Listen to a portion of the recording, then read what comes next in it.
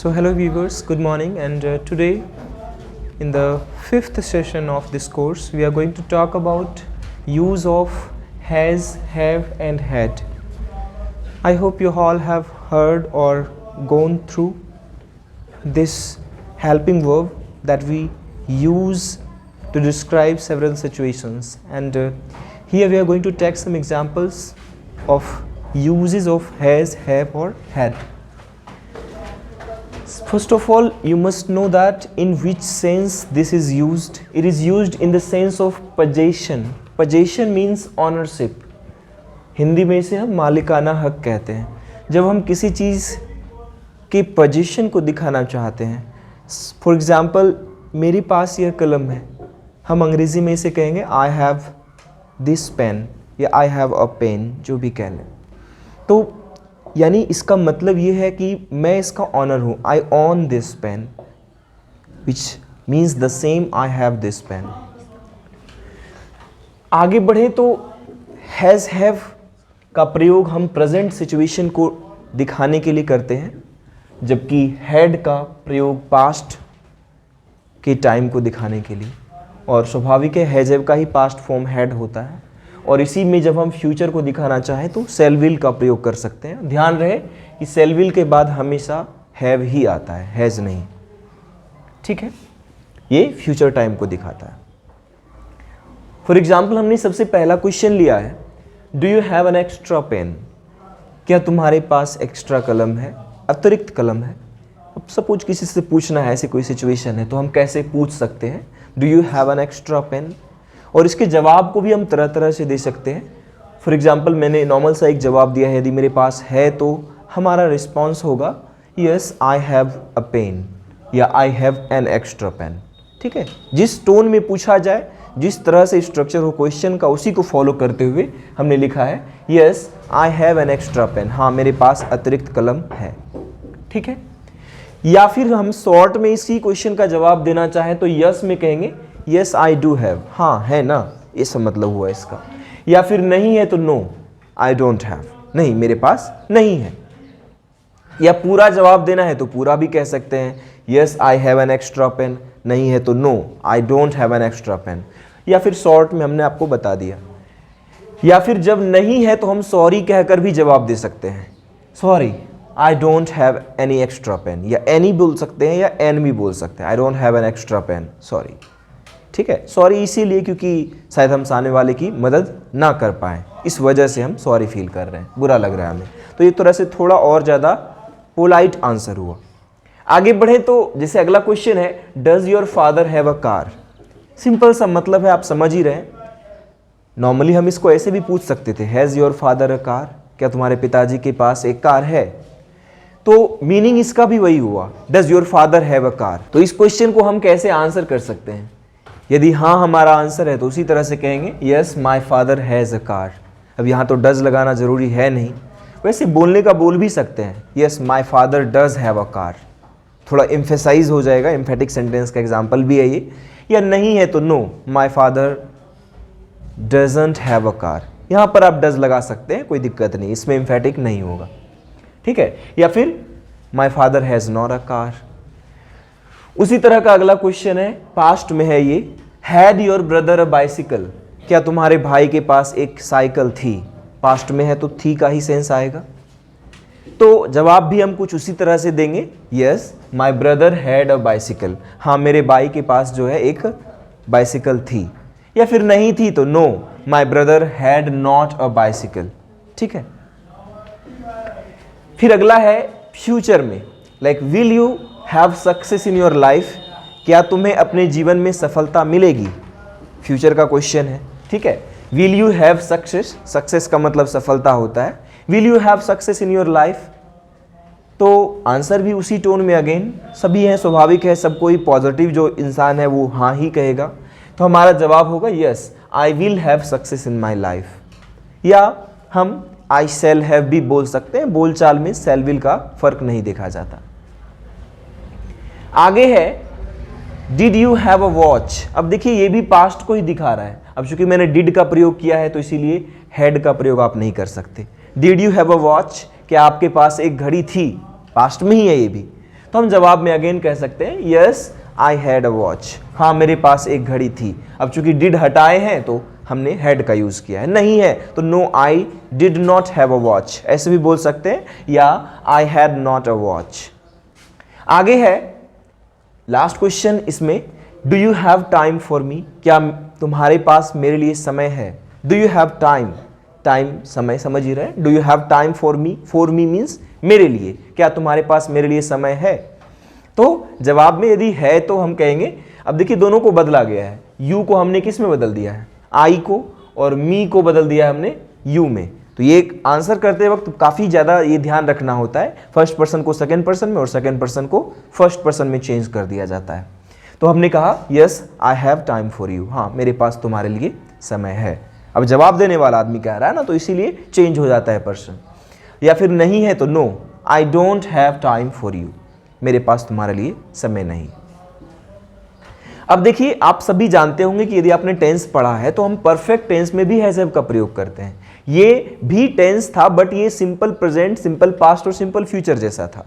लेकिन जब हम परफेक्ट टेंस की बात करते हैं तो इसका भी प्रयोग हम करते हैं हैज हैव के साथ, वर्ब के तीसरे फॉर्म का प्रयोग होता है, या यही पास्ट में चला जाएगा तो हम हैड के साथ भी वर्ब 3 का प्रयोग ही करते हैं।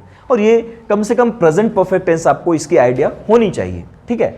जैसे क्वेश्चन है have you seen the Taj Mahal, meaning क्या हुआ, क्या आपने ताजमहल देखा है, have you seen the Taj Mahal. यदि जवाब में हाँ है तो हम कहेंगे yes I have seen the Taj Mahal, हाँ मैंने ताजमहल देखा है। नहीं देखा तो नो आई हैवंट या I have not seen the Taj Mahal. आसान सा क्वेश्चन है, यस नो वाला सबसे ज़्यादा इजी क्वेश्चन होता है, क्योंकि क्वेश्चन से ही आपको आधा जवाब मिल जाता है। अगला क्वेश्चन है have you ever gone to Patna. Ever मतलब यहाँ पर है कभी, क्या तुम कभी पटना गए हो। तो यदि गए हैं तो कहेंगे yes I have gone to Patna. Once, once भी लगा सकते हैं, एक बार के लिए, कुछ इस तरह से। देखिए हम कह सकते हैं I have gone to Patna once, एक बार गए हैं तो वंस कहेंगे। यदि हम बहुत बार गए हैं कहेंगे yes I have gone to Patna several times, मैं बहुत बार, कई बार पटना गया हूं। नहीं गए हैं तो क्या कहेंगे, कभी नहीं गए हैं तो हम कहेंगे no I have never gone to Patna. I have never been to Patna भी बोल सकते हैं। यहाँ पर जवाब में ध्यान रखिएगा कि हम यस भी लगाएंगे, क्योंकि यस नो क्वेश्चन है ये, ठीक है। तो हम yes I have gone to Patna once बोल सकते हैं, एक बार गए हैं। तो बहुत बार गए हैं तो कहेंगे yes I have gone to Patna several times. नहीं गए हैं तो no I have never gone to Patna. Not नहीं बोलेंगे, क्या बोलेंगे, नेवर, क्योंकि कभी पूछा गया तो हम कहेंगे कभी नहीं गए तो नेवर यूज करेंगे। नेवर का स्पेलिंग आप सभी जानते होंगे, काफ़ी आसान सा है। ईवर में आप एन लगा दीजिए, नेवर हो गया, जिसका मतलब होता है कभी नहीं। उसके बाद है हैज़ ही बीटन यू, क्या उसने तुम्हें पीटा है। परफेक्ट टेंस है तो ही के साथ हमने हैज़ लगाया है, ही थर्ड पर्सन है तो ये बदलेगा नहीं। ध्यान रखिएगा, बदलेगा तभी जब फर्स्ट या सेकंड पर्सन हो, थर्ड पर्सन बदलेगा नहीं। और यहाँ पर जो है ना ये सेकंड पर्सन है तो ये बदल जाएगा। तो आंसर कैसा होगा, यस। यदि पीटा है तो क्या कहेंगे, yes he has beaten you, बदल जाएगा किस में, मी में। आई का ऑब्जेक्ट क्या होता है, मी होता है। Yes he has beaten me, हाँ उसने मुझे पीटा है। नहीं पीटा है तो no he has not beaten me, उसने मुझे नहीं पीटा है। हैज़ नॉट को शॉर्ट में हैज़ंट भी बोल सकते हैं, नो ही हैज़ंट बीटन मी। उसी तरह से अगला है हैज सी अब्यूज्ड यू, क्या उसने तुम्हें गाली दी है। उसी तरह से आंसर हो जाएगा यस सी हैज़ अब्यूज्ड मी।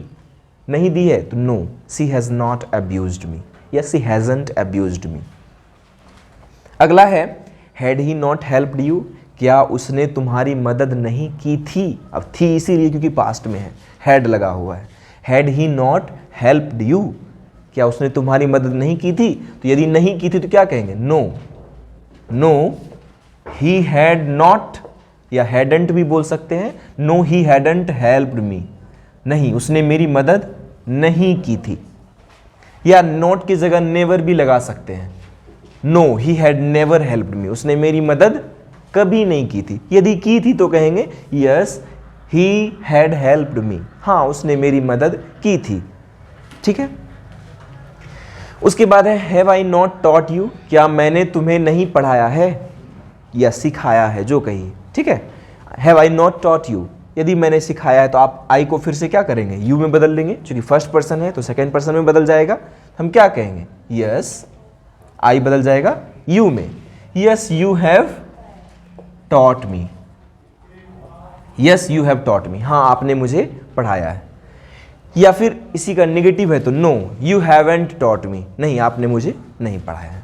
ठीक है, फिर है what have you done for me. अब ये देखिए यहां पर क्या आ गया, WH वर्ड आ गया। इसका मतलब क्या हो जाएगा, व्हाट हैव यू डन, तुमने क्या किया है, फॉर मी, मेरे लिए, आपने मेरे लिए क्या किया है या तुमने मेरे लिए क्या किया है। ठीक है, तो हम इसका जवाब उसी तरह से हम बता के देंगे, क्या किया है वो बताने के लिए हम कैसे कह सकते हैं, यू बदल जाएगा किस में, आई में। इसमें यस नो नहीं कहेंगे क्योंकि WH वर्ड है। ठीक है, तो हम बना सकते हैं कि I have bought